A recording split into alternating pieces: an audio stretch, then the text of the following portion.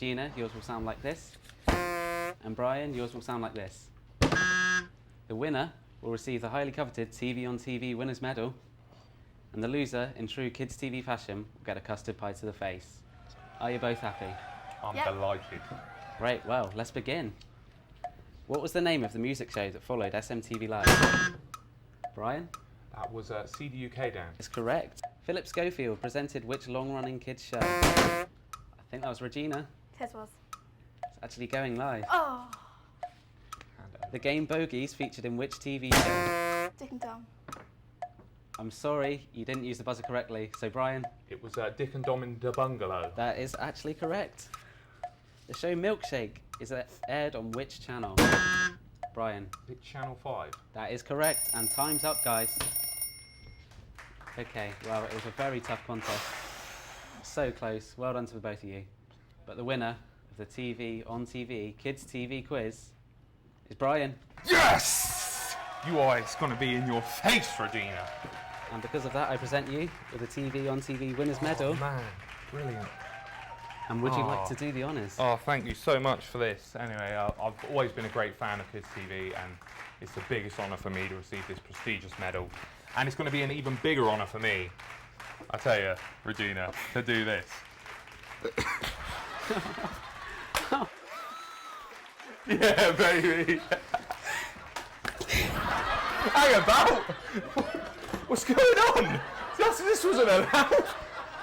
Well, sadly, that's all we've got to What do the for. hell? But there's one thing that we've learnt, is that the world needs Saturday morning Kids TV. Bye-bye.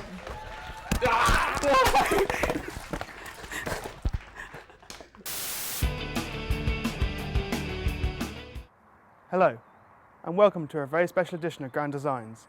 In this episode, we take a look at some of the best student housing around here and what some young business people have managed to achieve in just a few short years.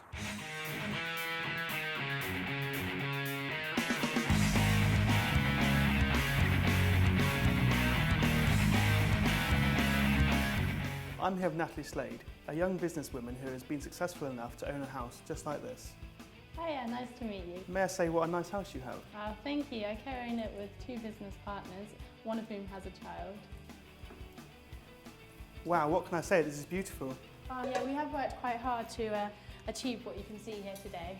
I can see it. Let's take a quick tour so we can learn a little more about the property.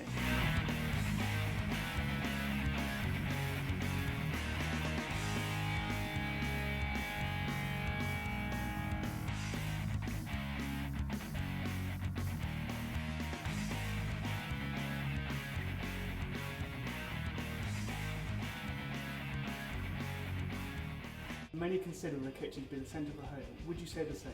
Absolutely. We spend most of our time in the kitchen. It's quite a sociable area with good views and spectacular sunsets in the evening. Now, design is key to any modern home. Natalie Slade has told me I've had to be mostly old with the new. These beams date back to the early 1400s, yet this new bedroom extension is just a few years old. Well, I hope you found that as inspiring as I did. It just goes to show you can achieve anything you like, from university degrees to developing your dream house. Join us next week when we'll be joining a couple who have developed their dream house right from scratch.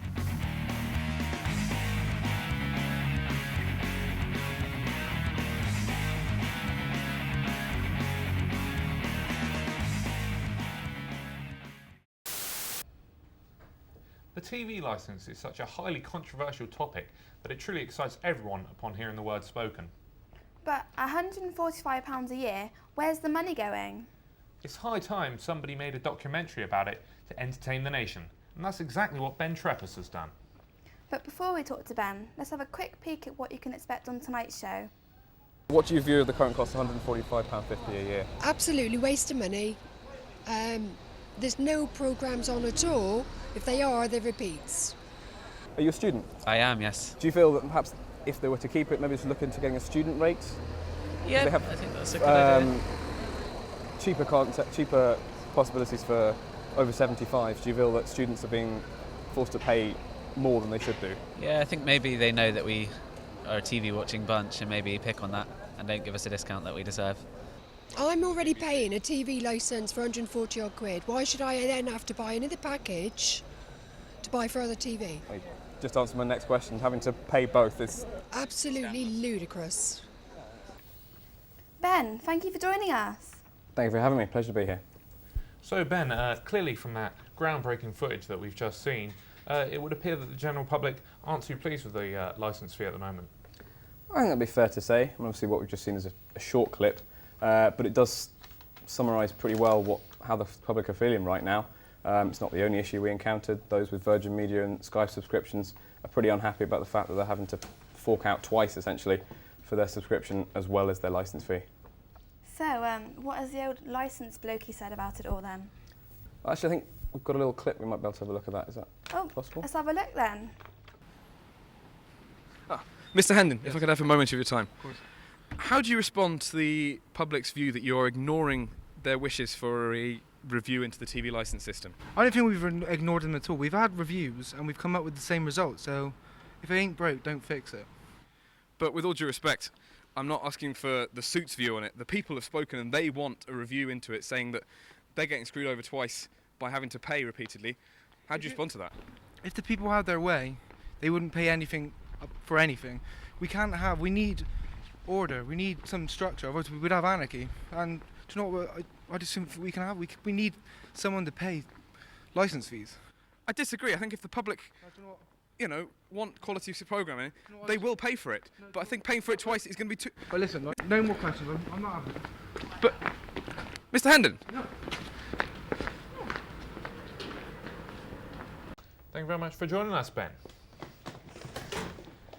Now it's time for some sport with Lee. Hello, I'm Lee Richards, and today's exciting topic is how the lack of sport on Freeview TV is making kids play more video games. I spoke to Ken Adams, a disgruntled parent, about the situation. Young people now tend to stay indoors, and I think everyone agrees that the majority of these people, a lot of them are certainly addicted to video games and become addicted to video games. They now lack any serious exercise which you would normally achieve through sport and outdoor activities. This is a real sad situation because all young people, especially in my day, I remember going out and playing sport and football all day long, and you used to watch the television in the evenings only. You could say really that the sort of lack of any decent sport, and I will say decent sport, not darts or snooker, as you can watch that on Freeview television nearly every night, but you don't have to be fit and to do a lot of exercise for that. People gaining weight, or young people particularly gaining weight, is down to the television, or lack of it, I would say. As you can see, looking through the Freeview channels, there is not a single sports programme being shown.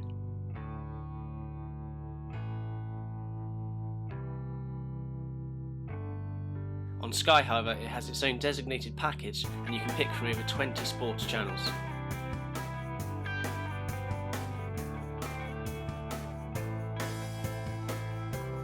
After 8 years, Sky Sports News has pulled from Freeview television, leaving Freeview without a single sports channel. The figures show that children without Sky are 40% more likely to be less active, mainly because they have no interaction with sport at home, which encourages children to look for other forms of entertainment such as video games, leaving them without sporting heroes and the inspiration to participate in physical activities. Video gaming is the fastest growing addiction in the country, and this is affecting young people mentally as well as leading to physical problems such as obesity.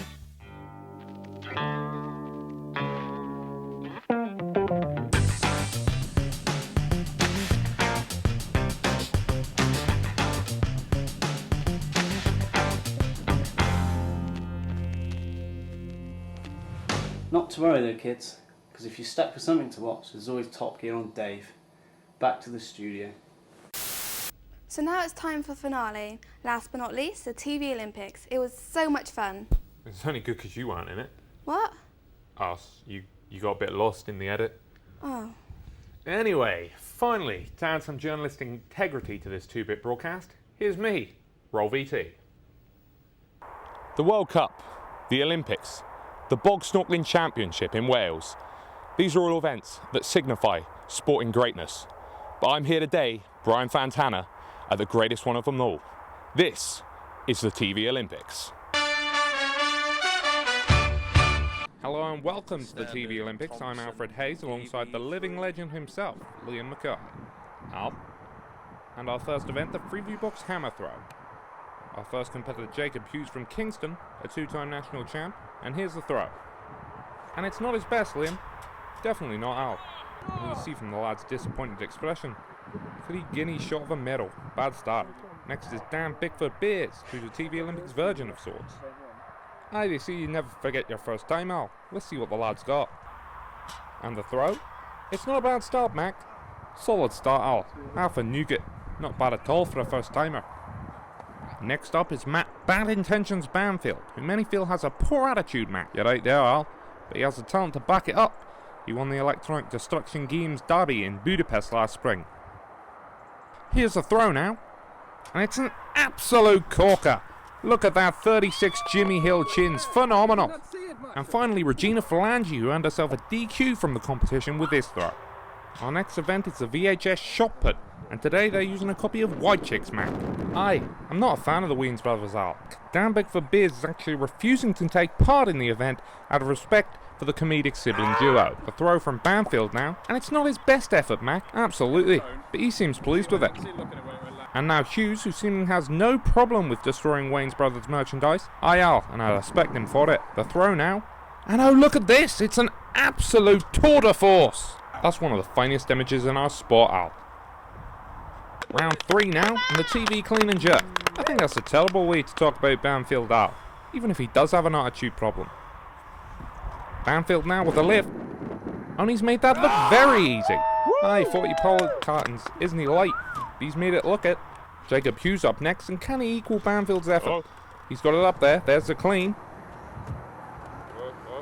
And there's the jerk. Brilliant stuff. We're going to have to take this one to the judges. Unfortunately, everyone wasn't so successful. Bickford Beers unable to lift and had to be carried off. Now we'll hand it over to Brian Fantana for the result.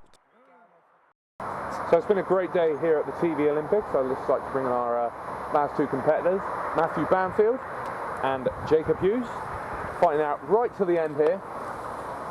Actually drew on a few events and had to go to the judges' decision. We actually have a judges in the TV Olympics, the judges' decision. Just like to back off, gentlemen, if Jacob would just like to come in. Basically, gentlemen, you drew, so we had to go to the judges, and unanimously the judges have decided that Jacob Hughes is the winner of the TV Olympics. Come on! Who's the man? How are you feeling about that, Matt? How do you think I'm feeling? Yeah. You? Get out of my face. Calm down. Yeah. Jacob, don't ride him up, please, Jacob. You're a national champion 2 times over. I respect a little more dignity from you there. But basically, Matt, he's got a temper on him. But anyway, Jacob, how are you going to feel about taking this prestigious title back to your homeland? Well, Brian, to be honest, I'm already a cult hero back in Kingston on Thames, so I can see it, probably a bit of a parade going on, welcome me back. They're great people down there, I love them to bits, and looking forward to it. Matt looks a bit angry about the result there. What do you think what's he doing? What is he doing? Oh, he's messing around with the... I think he's deadly serious, Jacob. Nah, he ain't going to do anything, he's alright. Jacob, he's moving. He is actually. He's moving. He's coming this way. It's been a pleasure. I'm actually going to go. It's all kicking off. I'm Brian Fantana. You stay classy.